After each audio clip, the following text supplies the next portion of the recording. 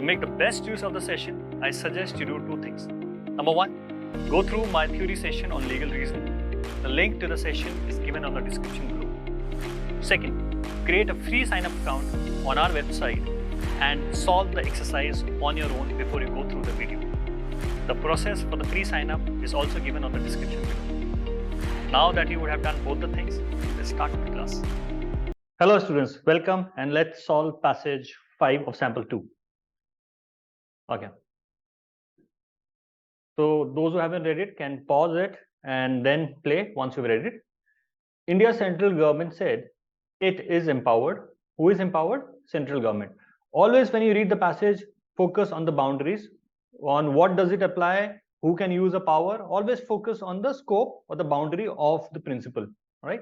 So India's central government said it is empowered to intercept, monitor and decrypt what?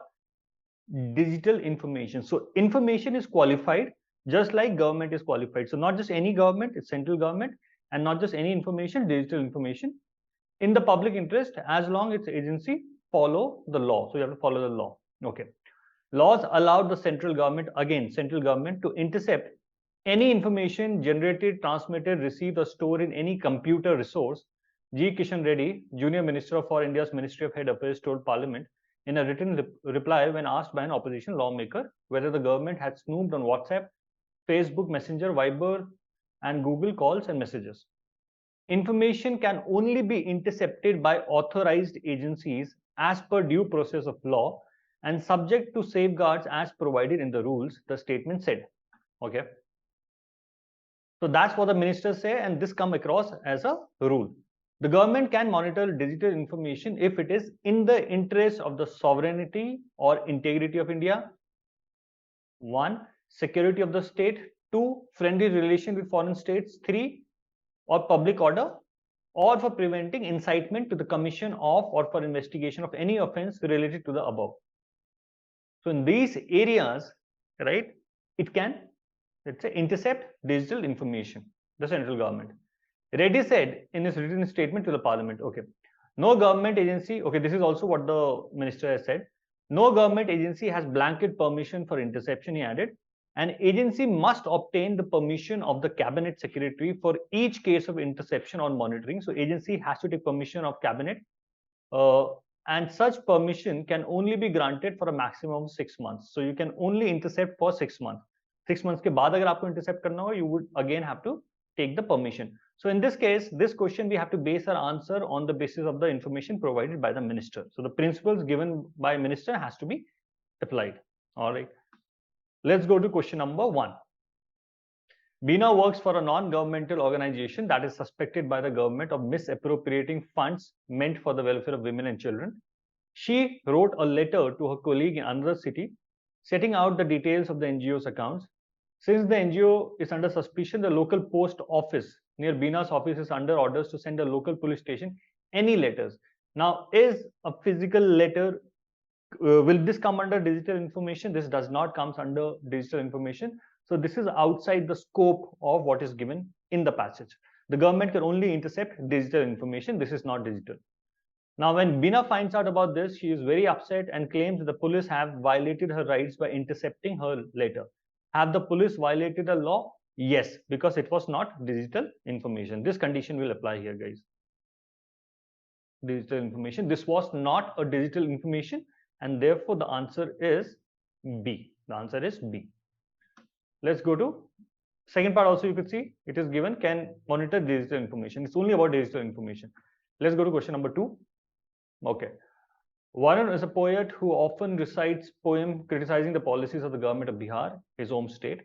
Varun is also suspect of having collaborated with some Naxalite organizations in the past who are known for committing violent crimes against the armed forces of India. The investigative agency of the Bihar government decides to monitor Varun's WhatsApp messages. So this is a digital information. So message, or let's say text over WhatsApp, is a digital message. However, the government is a state government, Bihar government. It has to be a central government. So वहां से out हो जाएगा. Will Varun succeed? Yes, Varun will succeed because it has to be a central government. Bihar is not a central government. So our answer in this case is D, right? Okay. Let's come to the next question.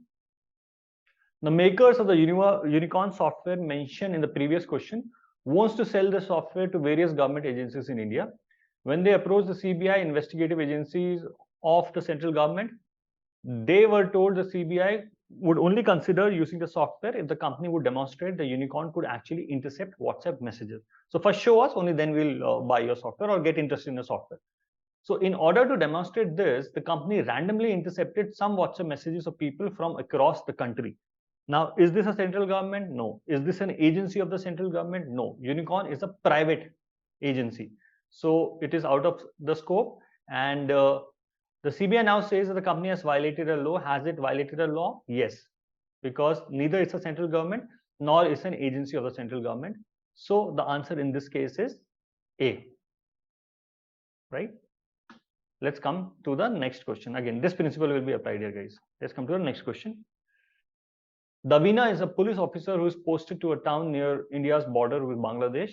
The area is infamous for being a hotbed of illegal immigration. Many thousands of illegal immigrants from Bangladesh often slip through the border near the town and enter India. Till now, okay. Over time, Davina has become sympathetic to the cause of these illegal immigrants.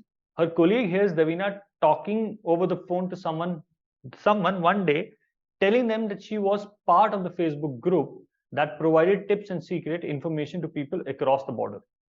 So this is a danger to the state who wish to come into India illegally. The colleague tells his supervisors, and based on the information, that NIA and investigative agencies of the central government starts monitoring Davina's Facebook activities. So Facebook activities is digital information, so that could be monitored by a central government or central government's agency.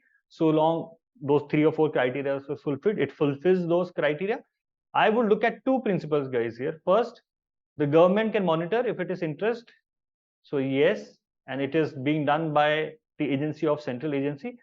Second thing that I can think of would be the agency must obtain the permission of the cabinet secretary for doing this.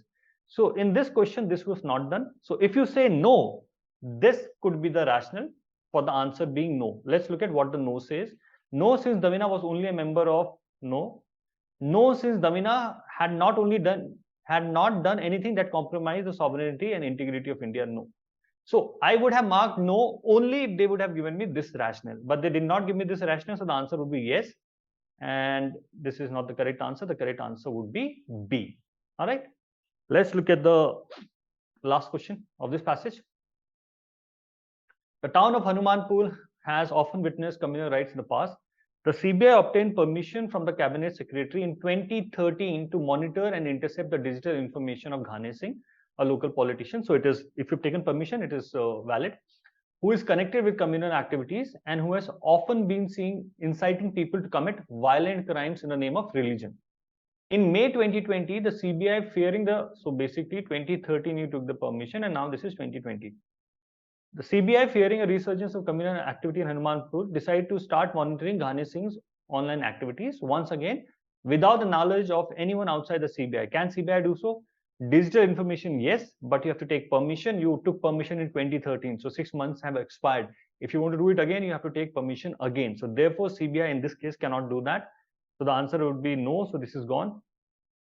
This is not the correct answer. This one. So C is the correct answer. Yeah, they have to take permission only for 6 months. So this principle is applicable for this question. So with this, we are done with this passage. Short passage, principles were clearly mentioned, so it becomes easier to come up with case-based questions. As I said, guys, to clear your CLAT examination, you have to write lots and lots of mocks and quality mocks. We have invested a lot of time in making quality mocks. So do register with us, get a free sign-up account with us. There are over 2,000 questions to practice. And we have given you sample mock paper. Practice them and check the quality for yourself. And yeah, and all the best for your CLAT preparation. Thank you.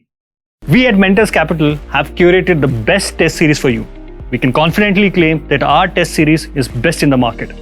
So go and see it for yourself. Remember, coaching kahin se bhi. Test series from Mentors Capital.